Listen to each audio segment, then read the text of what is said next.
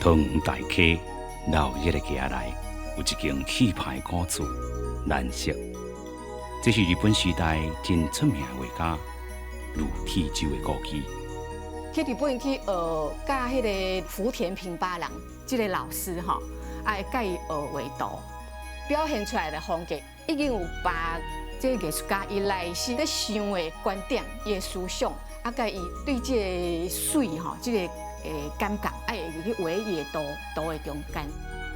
注重写生的精神，嘛影响台湾画图的风格。陆铁舟大溪故居蓝色，嘛延续伊的精神，发扬大溪丰富的人文气质。